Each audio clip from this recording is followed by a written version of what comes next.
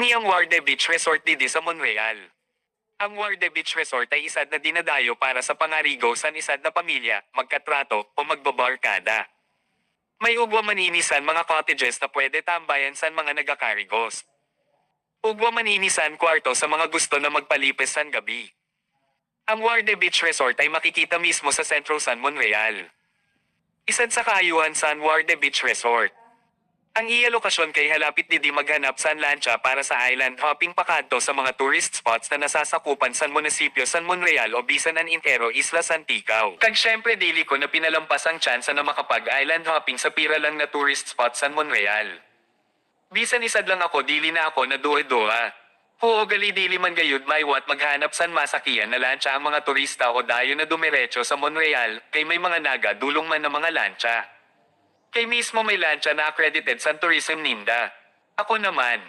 Kay may lancha man ang pagumangkon san friend ko. Sinde na lang ang akon sinakian padulong sa mga tourist destination. Kagwa na pagani nag-isad ka oras na biyahe na abot na dayon namin ang amon una na destinasyon. Ang El Paborito Beach. Mintras nagapalapit ang amon sinakian na pump boat. Sobrang tahom na tahom ako sa akon mga nakikita. Katiring ala ang katahom san kalikasan. Mapapawaw ka sobra sa mga isla na bato kag mga rock formation sa ni. Paste sa nakalapit na kami sa El Paborito Beach. Sobrang linaw san dagat sa patalibod sa ni na isla.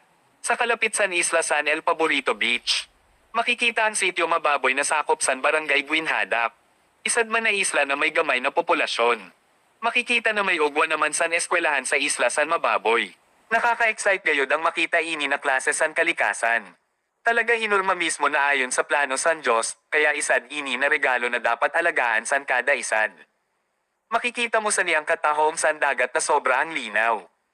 Ang mga isla na bato na may ugwa san mga formation. Kaya dili kagayod magbasol na nakaabot ka didi sa Monreal. Nagdong ka na gani ang amon pump boat sa El Paborito Beach. Siyempre kaipuhan ko na magsakbat sa tulay para makakadto sa taas, kay ini na isla ay mataas. Kaipuhan na magsakbat, ang problema wara na san maayo na salog ang tulay.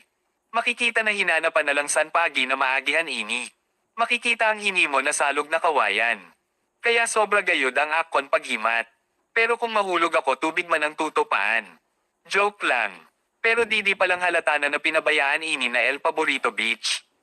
Siyempre kay excited ako. Dumiretso ako sa taas pa. Excited kung ano sa taas ang nagahulat. Kaayo lang. Kay may ugwa didisan konkreto na cottages. Pero ang problema kay sirira na. Pero katahong didi mag-picture-picture. Kay overlooking ang view. Kag para ma-enjoy ang malinaw na dagat. Dito daw mismo mag-swimming sa baba sa El Paborito Beach. Pero ako dili na mag-swimming kay diretso na ako sa sunod ko na destinasyon.